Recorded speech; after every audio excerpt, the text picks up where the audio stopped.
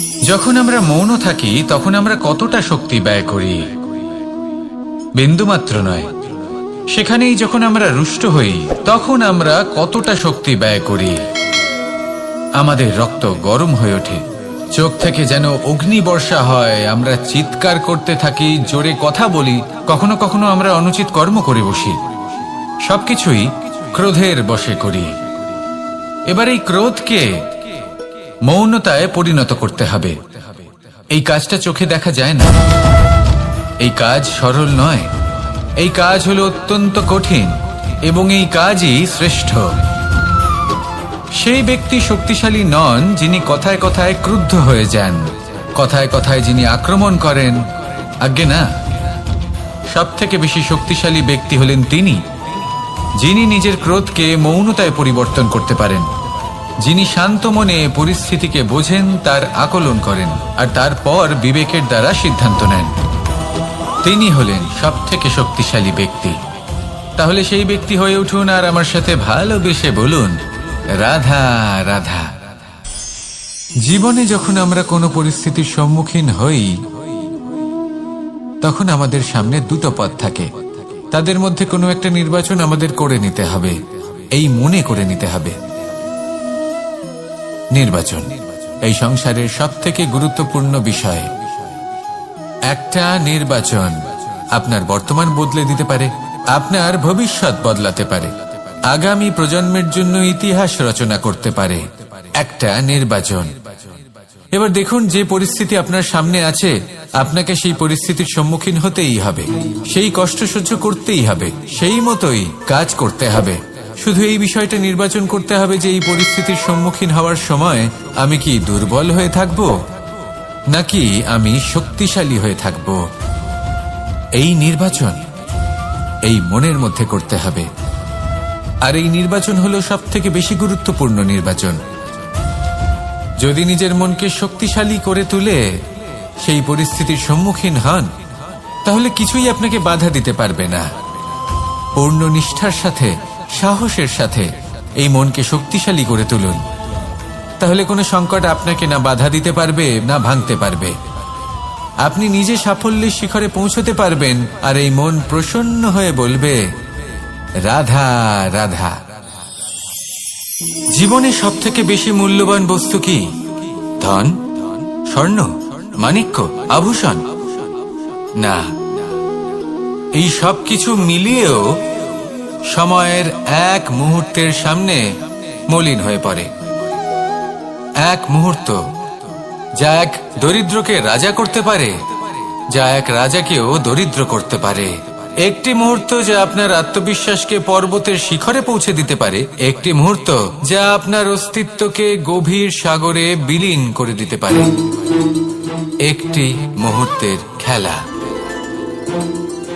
সব সময় জীবনে সেই ব্যক্তিকে সম্মান করুন, শ্রদ্ধা করুন যিনি আপনার জন্য সময় বের করে থাকেন। সব সময় সেই ব্যক্তির প্রতি নিষ্ঠাবান থাকুন যেই ব্যক্তি খারাপ সময় আপনার পাশে দাঁড়িয়ে থাকে। এই সময় সব থেকে বেশি মূল্যবান। আসুন আমার সাথে ভালোবেসে বলুন, রাধা রাধা। প্রজাপতি দেখেছেন? কি সুন্দর হয় তাই না এই প্রজাপতি?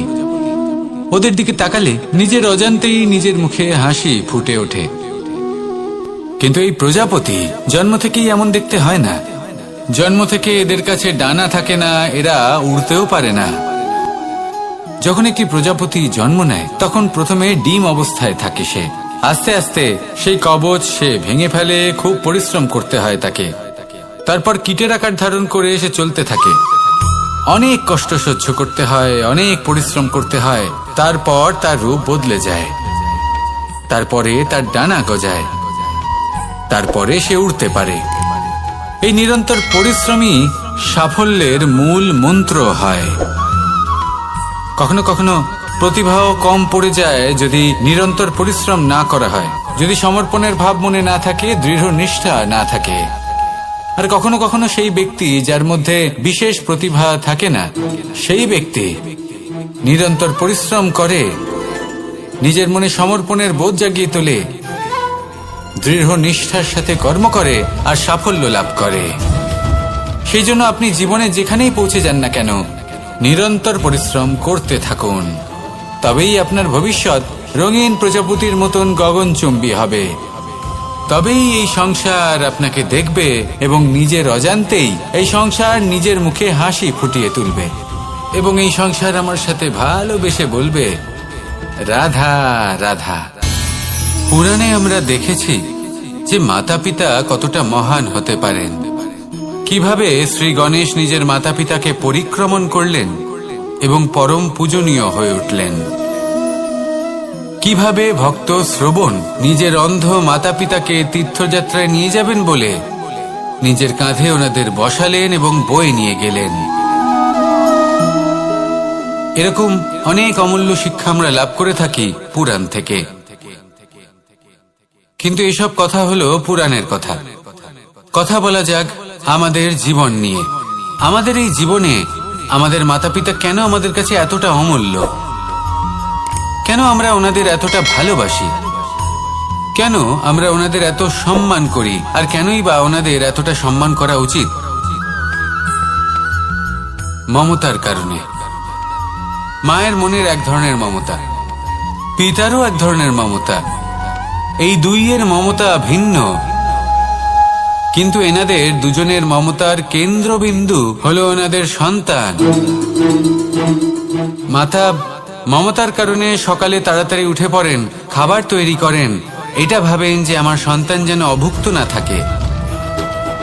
অন্যদিকে পিতা ইচ্ছে না থাকা সত্ত্বেও নিজের মমতাবোধের কারণে নিজের সন্তানের প্রতি কঠোর হন, তাকে জ্ঞান প্রদান করেন, শিক্ষা প্রদান করেন, কারণ উনি চান যে ওনার সন্তান যেন পরবর্তীতে উন্নতি করে, কখনো অভুক্ত না থাকে। এটাই হলো মমতা মাতা পিতার। আর এই মমতা সংসারের অন্য কোথাও আপনি পাবেন না। তাই সবসময় নিজের মাতা পিতাকে সম্মান করুন, ওনাদের ভালোবাসুন, যতটা ইচ্ছে ভালোবাসুন। আর এই ভালোবাসার সাথেই বলুন, রাধা রাধা। সম্পর্ক হলো আমাদের জীবনের একটি আধার। কিছু সম্পর্ক এমন যা আমরা জন্মসূত্রে লাভ করি, যেমন পরিবার, মা বাবা। কিছু সম্পর্ক আছে যা আমরা জীবনে অর্জন করে থাকি, তা সে প্রেমের হোক, স্নেহের হোক বা বন্ধুত্বের। এই সকল সম্পর্ক লাভ করার বা গড়ে তোলার 5টি ধাপ রয়েছে। প্রথম ধাপ, কোনো ব্যক্তির সাথে আলাপ হওয়া, তার সাথে কথা বলা বা তাকে দেখা। দ্বিতীয় ধাপ, সে ব্যক্তিকে আমাদের ভালো লাগা। তৃতীয় ধাপ, আমাদের এটা চাইতে শুরু করা যে জীবনে এই ব্যক্তি যেন আমাদের বন্ধু হন, আমাদের জীবনে থাকেন, বা আমাদের কাউকে ভালোবেসে ফেলা আর এটা আমাদের ভাবা বা চাওয়া যে সেই ব্যক্তি যেন আজীবন আমার সাথে থাকেন, আমার জীবনে আমার সাথী হয়ে। চতুর্থ ধাপ, লাভ করা। এবার এই ধাপটি অনেক মানুষের পক্ষেই খুবই সরল হয়, বড়ই সরলভাবে নিজেদের সঙ্গীকে লাভ করে থাকেন। কিছু মানুষের জন্য এই ধাপ অত্যন্ত কঠিন হয়ে থাকে। অনেক প্রতিকূল পরিস্থিতির উপর জয়লাভ করে তারা সঙ্গীকে লাভ করেন, কিন্তু লাভ অবশ্যই করেন। এরপরে আসে পঞ্চম, অন্তিম এবং সবথেকে গুরুত্বপূর্ণ ধাপ। সেটা হলো সেই সম্পর্ক পালন করা। এটা হলো এমন এক বিষয় যা প্রত্যেক মানুষের শেখা উচিত। যদি ব্যক্তি নিজের জীবনে সম্পর্ক রক্ষা করতে শিখে যান, তবে প্রত্যেক সম্পর্ক তার জীবনকে স্বর্গ করে তুলবে। আসুন আর আমার সাথে ভালোবেসে বলুন, রাধা রাধা। জ্যোতিষ একটা বিদ্যা, এ হলো একটা বিজ্ঞান। যে নক্ষত্র দশায় আপনি জন্মগ্রহণ করেছেন, যে স্থানে আপনার জন্ম হয়েছে, এগুলো আপনার জীবনের দিশা স্থির করার ক্ষেত্রে গুরুত্বপূর্ণ ভূমিকা পালন করে। কিন্তু যে রাশিতে আপনি জন্ম নিয়েছেন আর আপনার যা নাম স্থির হয়েছে, সেটা আপনার ভবিষ্যৎ নির্ধারণ করবে তা আবশ্যক নয়। রা দিয়ে রাম এবং রা দিয়ে রাবণ, এই দুজনের রাশি সমান ছিল, কিন্তু একজন নিজের শক্তির দুর্ব্যবহার করলেন। স্বর্ণ লঙ্কার অধিপতি রাবণ, চতুর্দিকে বিজয়ী হওয়া সেই ব্যক্তি নিজের পতনের সম্মুখীন হলেন। শ্রীরাম রাবণকে বধ করলেন। শ্রীরাম, যিনি নিজের কর্ম দ্বারা, নিজের পরিশ্রম দ্বারা ঈশ্বর উপাধি লাভ করেছিলেন, 14 বছরের বনবাস ভোগ করলেন, আর যখন বিপদে পড়লেন তখনও নিজের রাজ্যের সাহায্য নিলেন না। বনের মধ্যে নিজে বানর এবং ভাল্লুকদের নিয়ে একটি সেনাবাহিনী গড়ে তুললেন এবং রাবণকে তার কুকর্মের শাস্তি দিলেন। তাই সর্বদা এটা মনে রাখবেন, আপনার খ্যাতি, আপনার ভবিষ্যৎ আপনার কর্ম নির্ধারণ করে, আপনার রাশি নয়। তাই সবসময় শ্রেষ্ঠ কর্ম করুন আর আমার সাথে ভালোবেসে বলুন, রাধা রাধা। আমাদের সকলের কাছে বৃক্ষ অত্যন্ত প্রিয়। আমরা সর্বদাই চাই এই বৃক্ষ যেন সবুজ থাকে, ফুলে ফলে ভরে থাকে, আমাদের ছায়া প্রদান করে, তা যেন সুস্থ থাকে, আমাদের ফল প্রদান করে। আর সেই জন্য আমরা প্রতিদিন সেই বৃক্ষকে জল প্রদান করি। কিন্তু কখনো ভেবে দেখেছেন যে জল তো আমরা বৃক্ষের গোড়ায় দিই, তারপরেও এই জল সেই বৃক্ষের প্রত্যেকটি পাতায় ঠিক পৌঁছে যায়? এটা কিভাবে সম্ভব? কিছুটা এরকমই হলো আমাদের কর্ম। যদি এই পৃথিবীতে থেকে শুদ্ধ মনে সৎকর্ম করেন, এই কর্ম সোজা ঈশ্বরের কাছে গিয়ে পৌঁছয়। যদি শ্রদ্ধাভাব নিয়ে, সমর্পিত হয়ে, শুদ্ধ চিত্তে আপনি কাউকে সেবা করেন, তা সে মাতা পিতাই হোক, পরিবার হোক, গুরু হোক, পশুপক্ষী হোক বা সমাজ হোক, তাহলে সেটা সোজা ঈশ্বরের চরণে সমর্পিত হয়। সবসময় সবসময় শুদ্ধ চিত্তে সমর্পিত হয়ে এবং মনে শ্রদ্ধা ভাব নিয়ে কর্ম করুন। ঈশ্বর নিজে থেকেই এর ফল আপনাকে প্রদান করবেন। আসুন আমার সাথে ভালোবেসে বলুন, রাধা রাধা। আশা এবং বিশ্বাস মানুষের জীবনের দুই অমূল্য স্তম্ভ। এটাই হলো ঢাল এবং এটাই হলো অস্ত্র। এটাই আমাদের রক্ষা করে এবং এটাই আমাদের জীবনের পথ প্রশস্ত করে। কিন্তু ছোট একটা সমস্যা আছে। এবার যদি আপনি বটবৃক্ষের থেকে এই আশা রাখেন যে এ আমাকে ফল দেবে, তাহলে সেই আশা ভঙ্গ হওয়াই স্বাভাবিক। আর যদি আপনি বিশ্বাস করেন যে খেজুর গাছ আপনাকে ছায়া প্রদান করবে, তাহলে সেই বিশ্বাসও অবশ্যই ভঙ্গ হবে। তাহলে কি করা উচিত?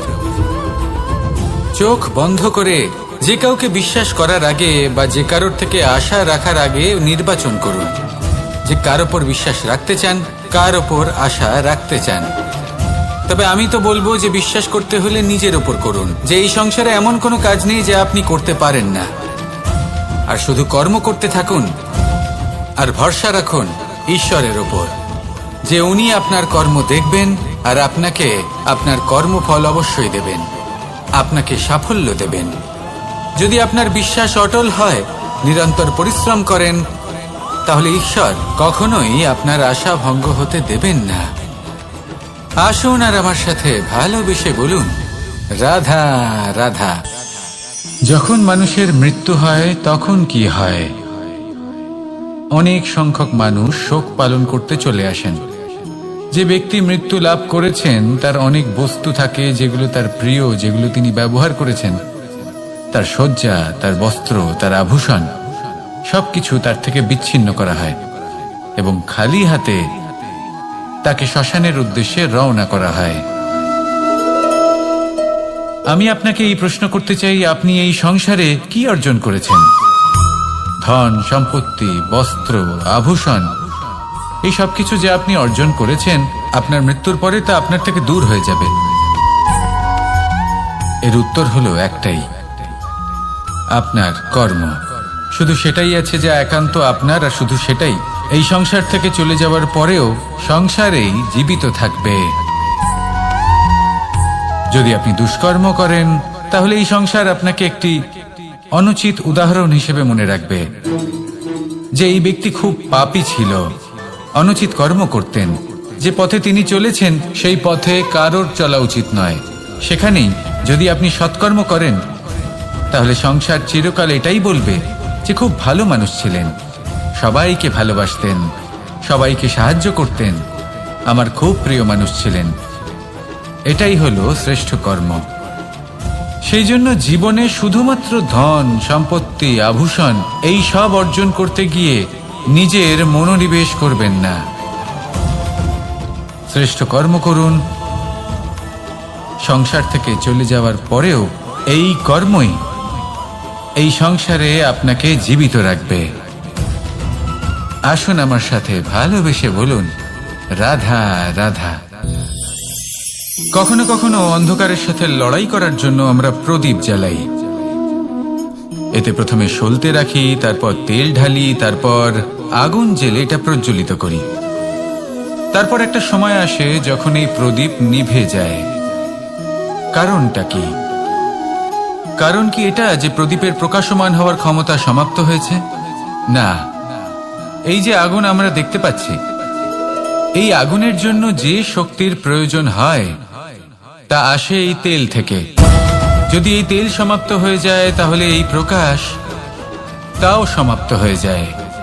আর আমাদের জীবনে এই তেল হলো আমাদের কর্ম, আর এই আগুন আর এর দ্বারা উৎপন্ন হওয়া প্রকাশ আমাদের ভাগ্য।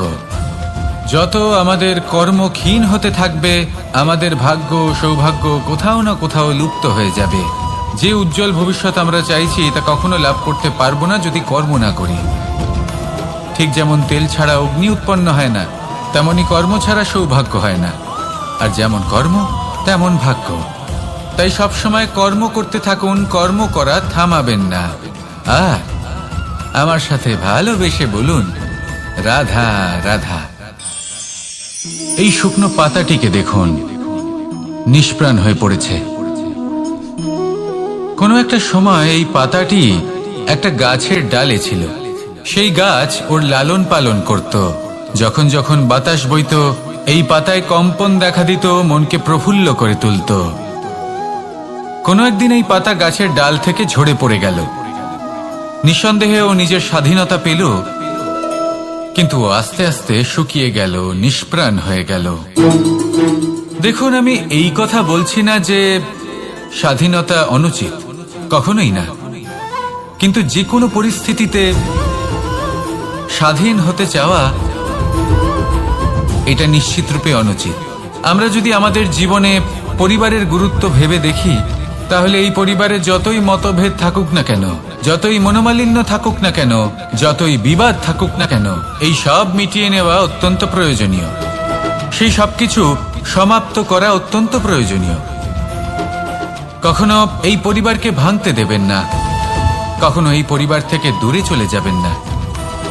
এই পরিবার হলো আমাদের জীবনের একটা অমূল্য সম্পদ, অমূল্য এক আশ্রয়, যা এই সংসারে হয়তো কোথাও আপনি পাবেন না। তাই একে আগলে রাখুন। ভেবে নিন আপনি পাতা আর আপনার পরিবার সেই গাছ। আসুন আমার সাথে ভালোবেসে বলুন, রাধা রাধা। অনেক সময় আমরা জীবনে অনেক মানুষকে এমন বলতে শুনে থাকি যে আমি অসফল হয়েছি কারণ আমার সময় ভালো যাচ্ছিল না। আমি এই জিনিসটা লাভ করতে চাইছিলাম কিন্তু করতে পারলাম না কারণ আমার সময়টা ভালো যাচ্ছিল না। আমি আমার জীবনে ওই মহান কাজটা করতে চাইছিলাম কিন্তু করতে পারলাম না। কেন? কারণ আমার সময়টা ভালো যাচ্ছিল না। কিন্তু যে মুহূর্তে ভালো সময় আমার জীবনে আসবে, আমি সব কিছু প্রাপ্ত করব। এমন প্রায় প্রত্যেকেই বলেন। আসুন একটা কথা বোঝা যাক। একজন মালিকে দেখুন, সে প্রত্যেক দিন গাছের সেবা করে, তাকে জল দেয়, তার যত্ন আত্তি করে। কেন? প্রত্যেক দিন সেই গাছ ফল দেয় না। সঠিক সময় এলে তবেই সেই গাছ ফল দেয়, কিন্তু প্রত্যেক দিন মালি তার সেবা করে, তাকে যত্ন করে। শুধুমাত্র তখন করে না যখন সেই গাছ ফল দিতে সক্ষম। আর যদি মালি গাছের যত্ন প্রতিদিন না করে, তাহলে হয়তো সেই গাছ ফল দিতেই পারবে না। এটাই হলো আমাদের জন্য একটা শিক্ষা। যখন সময় আমাদের জন্য অপেক্ষা করে না, তখন আপনি সময়ের জন্য কেন অপেক্ষা করছেন? ভালো সময়ের জন্য অপেক্ষা করবেন না। ভালো এবং শুভ কর্ম দ্বারা ভালো সময়কে নিজের কাছে টেনে আনুন। নিরন্তর কর্ম করুন, পরিশ্রম করতে থাকুন। শুভ সময় আপনা থেকেই আপনার কাছে আসবে। আসুন আমার সাথে ভালোবেসে বলুন, রাধা রাধা। একে বালি বলুন, মাটি বলুন বা ধুলো বলুন, এ দিয়ে কত কিছু করা সম্ভব। এ দিয়ে আপনি নিজের বাসস্থান নির্মাণ করতে পারেন, প্রাচীর গড়ে তুলতে পারেন, অট্টালিকা নির্মাণ করতে পারেন। কিন্তু যদি এই বালিকে আপনি মুষ্টিবদ্ধ করে রাখতে চান, তাহলে তা হাত থেকে ফসকে যাবে। আপনি কখনোই একে মুষ্টিবদ্ধ করতে পারবেন না। এরকমই হয় আমাদের জীবন, আর এরকমই হয় সময়। এই মুষ্টিবদ্ধ করা বালির মতো। সময়কে আমরা বাধা দিতে পারবো না, আটকেও রাখতে পারবো না। এ হলো প্রবাহমান। জন্ম থেকে মৃত্যু পর্যন্ত এই যে সময়, তা খুবই সীমিত। আর এই সময় আমরা যেটাই করি তার দ্বারাই আমাদের মূল্য নির্ধারিত হয়। আর এই সংসার থেকে চলে যাওয়ার পরেও এই সংসার এই সব কর্মের জন্যই আমাদের মনে রাখে। তাই যদি আপনি এটা ভাবেন যে আজ যে কর্ম করার ছিল আমি না হয় কাল করে নেব, কাল আমার লক্ষ্যে পৌঁছানোর কথা ছিল আমি পরশু পৌঁছব, না, এই সময় খুব মূল্যবান, একে নষ্ট করবেন না। এই সময়কে সদ্ব্যবহার করুন, মহান হবার পথে অগ্রসর হন। একে যদি মুষ্টিবদ্ধ করে রাখার চেষ্টা করেন, এই সময় থেমে থাকবে না। আসুন আমার সাথে ভালোবেসে বলুন, রাধা রাধা। আমাদের জীবনে অনেক ধরনের ব্যক্তি এসে থাকেন। কেউ কেউ আমাদের সাথে থেকে যান, কেউ আমাদের থেকে দূরে চলে যান। কেউ ভালো মানুষ হন, কেউ খারাপ মানুষ। কিন্তু আমরা সবসময় সেই সময়টাকে নিয়ে দুঃখ প্রকাশ করি যখন আমাদের জীবনে কোনো খারাপ ব্যক্তি প্রবেশ করেন। তারা আমাদের খারাপ অনুভূতি দেন, দুঃখ দেন, কষ্ট দেন। আমরা সবাই তাকে ভালো মন্দ কথা বলি। কিন্তু কেন? এমন বিভিন্ন ধরনের মানুষ, খারাপ মানুষ, ভালো মানুষ, সবার জীবনেই আসেন এবং সকলকেই একটা অমূল্য শিক্ষা দান করে যান। এবার আপনি নিজেই ভেবে দেখুন, জীবনে যখন প্রথমবার আপনি আগুন স্পর্শ করেছিলেন, তখন আপনি একটা শিক্ষা লাভ করেছিলেন যে আমাকে আগুনের থেকে একটু দূরে থাকতে হবে। তারপর আস্তে আস্তে আপনি শিখলেন যে কিভাবে এই আগুনকে নিয়ন্ত্রণে রাখতে হবে। তারপর আপনি শিখলেন যে কিভাবে নিজের জীবনে তাকে প্রয়োগ করতে হবে, তা সে অন্ধকারে প্রকাশ লাভ করার জন্য হোক বা খাবার বানানোর জন্য। সেইভাবেই কোনো খারাপ ব্যক্তি যখন আপনার জীবনে আসে, কোনো শিক্ষা দিয়ে যান, তার প্রতি কৃতজ্ঞ থাকুন। তার বিষয় খারাপ ভাবার বা খারাপ অনুভূতি নিয়ে থাকার কোনো প্রয়োজন নেই। সেই শিক্ষা লাভ করুন, ইতিবাচক মনোভাব নিয়ে জীবনের সামনে এগোতে থাকুন। কেউ নেই যিনি আপনাকে বাধা দিতে পারেন। আসুন আমার সাথে ভালোবেসে বলুন, রাধা রাধা। এই সংসারে অনেক অনেক এমন জ্ঞানী আছেন যারা নিজের সমস্ত জীবন জ্ঞান অর্জন করতে অতিবাহিত করেছেন। এই সংসারে এমন কোনো বেদ নেই, কোনো পুরাণ নেই, কোনো শাস্ত্র নেই, কোনো ভাষা নেই যা ওনারা জানেন না। এমন কোনো বিষয় নেই যা নিয়ে ওনারা কোনো বক্তব্য রাখতে পারবেন না। কিন্তু আমরা এই সকল জ্ঞানীকে কি ভালোবাসতে পারি? এনাদের সকলকে সম্মান করতে পারি না। কারণটা কি? দেখুন, বেদ পড়া একটি আলাদা বিষয়, বেদনা বুঝতে পারা অন্য ব্যাপার। এবং বেদনা বোঝার জন্য, সেই জ্ঞান লাভ করার জন্য আপনাকে মন থেকে করুণা এবং প্রেমের সঠিক অর্থ বুঝতে হবে। সামনের ব্যক্তির বেদনা বুঝতে হবে, তার যন্ত্রণাকে বুঝতে হবে। তারপর যে জ্ঞান আপনি অর্জন করেছেন বেদ থেকে, পুরাণ থেকে, শাস্ত্র থেকে, তা প্রয়োগ করে তার বেদনার নিবারণ করা, সেটা বেশি গুরুত্বপূর্ণ। সেই জন্য জীবনে শুধুমাত্র শাস্ত্র এবং বেদ পড়ে জ্ঞান অর্জন করতে সময় নষ্ট করবেন না। মন থেকে প্রেমের কি অর্থ সেই বিষয়ে জ্ঞান লাভ করার চেষ্টা করুন। করুণাও বুঝতে চেষ্টা করুন। একজন শ্রেষ্ঠ ব্যক্তি হয়ে উঠুন আর আমার সাথে ভালোবেসে বলুন, রাধা।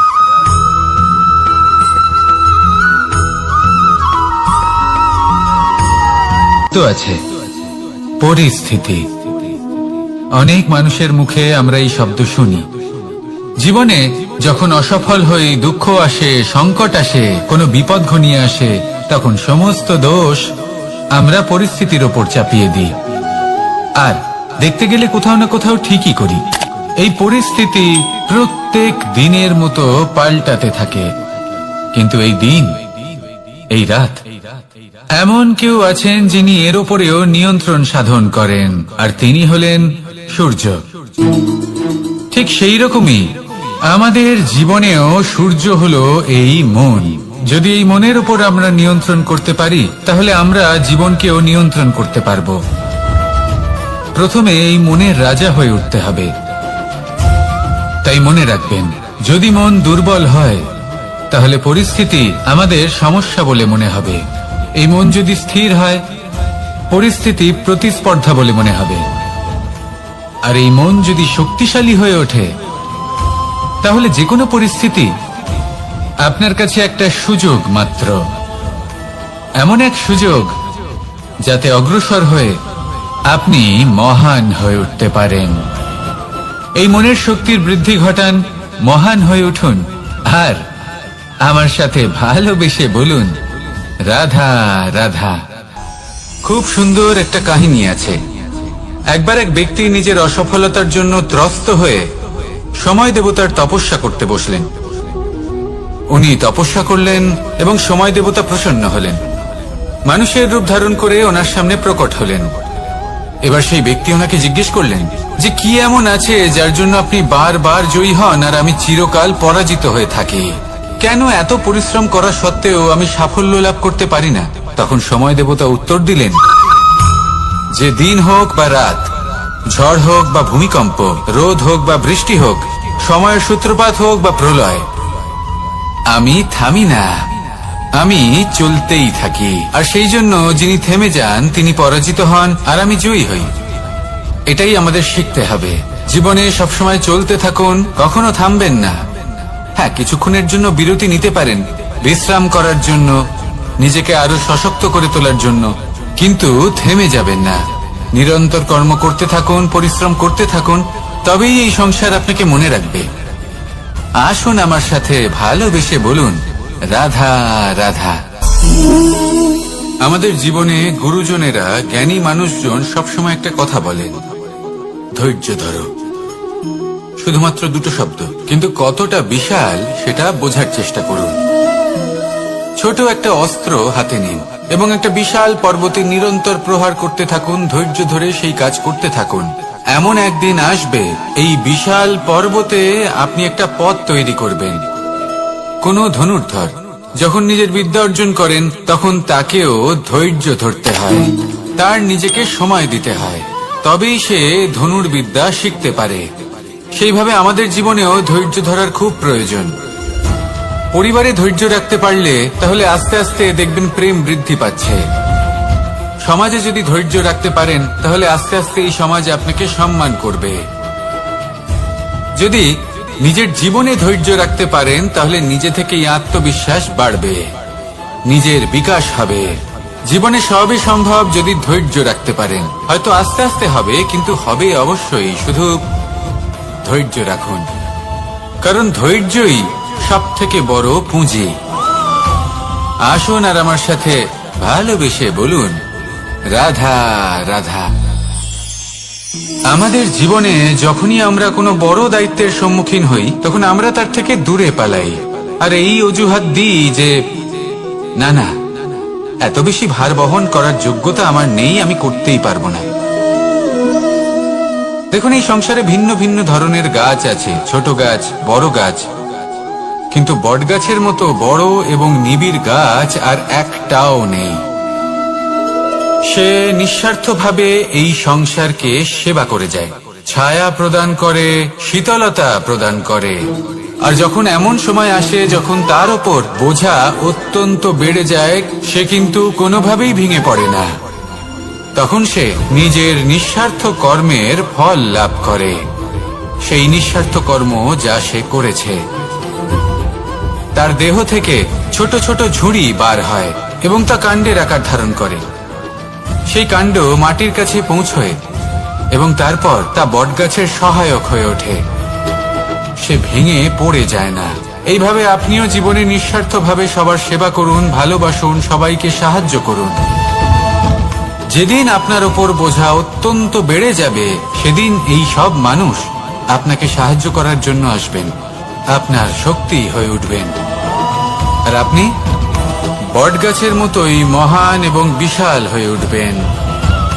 আসুন আর আমার সাথে ভালোবেসে বলুন, রাধা রাধা। মানুষ তার জীবনে দুই ধরনের পরিস্থিতিকে খুব ভয় পায়। এক, কোনো কারণবশত কারোর সামনে নত হওয়া। দুই, কোনো কারণে নিজের চরিত্র থেকে, নিজের মূল্যবোধ থেকে বিচ্যুত হওয়া। এবার কেন হয় এরকম যে কথায় কথায় কারোর সামনে নত হতে হয়? কেন বারংবার নিজের চরিত্র থেকে চ্যুত হতে হয়? এরকম কেন হয়? এটা তখনই হয় যখন আমাদের শিক্ষা এবং মূল্যবোধের অভাব থাকে। যদি মানুষের মধ্যে প্রকৃত শিক্ষা থাকে, তাহলে এই সংসারে কোনো সময় এবং কারোর সামনেই নত হওয়ার কোনো প্রয়োজন নেই। যদি মানুষের মধ্যে মূল্যবোধ থাকে, তাহলে তাকে নিজের মূল্যবোধ বা চরিত্র থেকে বিচ্যুত হতে হয় না, তা সে যাই হয়ে যাক না কেন। কোনো বালককে যদি জন্ম থেকেই সুশিক্ষার অধিকারী করা হয়, শিক্ষিত করা হয়, মূল্যবোধের অধিকারী করা হয়, তবে সে এই সংসারে এমন কর্ম করবে যাতে সে নিজেকে, নিজের পরিবারকে, সমগ্র সমাজকে গর্বিত করতে পারে। শিক্ষা লাভ করুন, মূল্যবোধ লাভ করুন, এবং আমার সাথে ভালোবেসে বলুন, রাধা রাধা। আমাদের সকলের জীবনে একটা লক্ষ্য থাকে যেটা আমরা লাভ করতে চাই। ঠিক যেন একটা প্রতিস্পর্ধা বিদ্যমান যে কে সব থেকে আগে নিজের লক্ষ্যে পৌঁছতে পারবে। আর সেই জন্য আমরা সকলেই খুব তাড়াতাড়ি এগোতে চেষ্টা করি, বড় এবং দীর্ঘ পদক্ষেপ ফেলি, যাতে তাড়াতাড়ি নিজের লক্ষ্যে পৌঁছতে পারি। কিন্তু এক অত্যন্ত গুরুত্বপূর্ণ বিষয় আছে, সবসময় লক্ষ্য সামনে থাকবে না, কখনো কখনো তা খুঁজতে হয়। এই যাত্রা খুব কঠিন হতে পারে, আর ঠিক এই কারণেই সবসময় দ্রুত গতিতে চলা বা তাড়াতাড়ি পথে চলা সেটা আবশ্যক নয়। তার থেকেও বেশি গুরুত্বপূর্ণ হলো ভেবেচিন্তে তারপর পথ চলা। যদি ভেবেচিন্তে পদক্ষেপ ফেলেন, চলতে পারেন, তাহলে সেটাই সর্বশ্রেষ্ঠ পদক্ষেপ। কখন কোন দিকে যেতে হবে, কখন কোথায় দিক পাল্টানো যাবে না, কখন গতি বেশি রাখতে হবে, কখন কম, কখন থামবো, কখন চলবো, এই সব কিছুর বিষয় জ্ঞান অত্যন্ত গুরুত্বপূর্ণ, এবং ভেবে চিন্তে চলতেই হবে। সেই জন্য শুধু তীব্র গতিতে সামনে এগোলে চলবে না, ভাবনা চিন্তা করে এগোতে হবে। আসুন আমার সাথে ভালোবেসে বলুন, রাধা রাধা। কখনো কোনো প্রজাপতিকে উড়তে দেখেছেন? কি সুন্দর উড়ে বেড়ায় সে, এক ফুল থেকে অন্য ফুলে, এক পাতা থেকে অন্য পাতার উপর। কিন্তু সে কিভাবে উড়তে শেখে কখনো ভেবেছেন? জন্ম থেকেই কিন্তু প্রজাপতির ডানা থাকে না, ও কিন্তু ছোট্ট একটা ডিমের আকারে জন্ম লাভ করে। তারপর সেই ডিমটি ভেঙে একটি কীট বাইরে আসে। আস্তে আস্তে সে বড় হয়, ওর শক্তি বৃদ্ধি পায়। তারপর সে সেই কীট দশা ত্যাগ করে নিজের ডানাগুলি মেলে। এই প্রক্রিয়া তার কাছে সরল নয়, অত্যন্ত যন্ত্রণাদায়ক প্রক্রিয়া, কিন্তু সে সেই যন্ত্রণা মেনে নেয়। আর তারপর আস্তে আস্তে সে উড়তে শেখে। শুধুমাত্র আকাশে উড়ে বেড়ায় তা নয়, আমাদের মনের মাঝে উড়ে বেড়ায়। এবার এই ডিম থেকে প্রজাপতি হয়ে ওঠার যে যাত্রা, এটা যতটা কঠিন, ততটাই কঠিন হয় এই সংসারে শ্রেষ্ঠ কর্ম করা, ততটাই কঠিন হয় এই সংসারে মহান হয়ে ওঠা। সেই জন্য প্রয়োজনীয় প্রচেষ্টা এবং সময়। নিরন্তর প্রচেষ্টা করতে থাকুন, পর্যাপ্ত সময় নিন, এবং আপনি নিজেকে এই আকাশে উড়ন্ত অবস্থায় পাবেন। আসুন আমার সাথে ভালোবেসে বলুন, রাধা রাধা। পায়েস হলো আমার বিশেষ প্রিয়। এর মধুর স্বাদ মনকে প্রফুল্ল করে তোলে। ছোটবেলায় মা আমার জন্য পায়েস বানাতেন এবং আমাকে বলতেন যে গরম থাকতে থাকতে খেয়ে নে কানাই, ঠান্ডা হয়ে গেলে ভালো লাগবে না। কিন্তু আমিও দুষ্টু ছিলাম, ঠান্ডা হওয়া পর্যন্ত অপেক্ষা করতাম, আর ঠান্ডা হয়ে যাওয়ার পরে মার কাছে যেতাম আর ওনাকে বলতাম যে মা, পায়েস তো ঠান্ডা হয়ে গেছে, এটা গরম করে দিন। তখন মা হাসতেন আর বলতেন যে পায়েস না হয় আমি আবার গরম করে দেব কানাই, কিন্তু এর মধুর স্বাদ, সেই মিষ্টত্ব, সেই সুবাস, সেটা আবার ফিরে আসবে না। কথাটা সত্যি। আর এই সত্যটাই আমাদেরও জীবনের সত্য।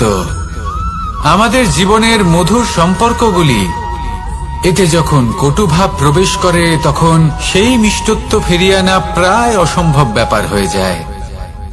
আপনি চেষ্টা করে সেই সম্পর্ক ঠিক করতেই পারবেন, তার জন্য অগাধ পরিশ্রম করতে হবে, কিন্তু আবার সেই মিষ্টত্ব কখনো ফিরে আসবে না। সেই জন্য আপনার জীবনের যে মধুর সম্পর্ক আছে, যতটা সম্ভব চেষ্টা করুন তাতে মিষ্টত্ব বজায় রাখতে। কটুভাব আসতে দেবেন না।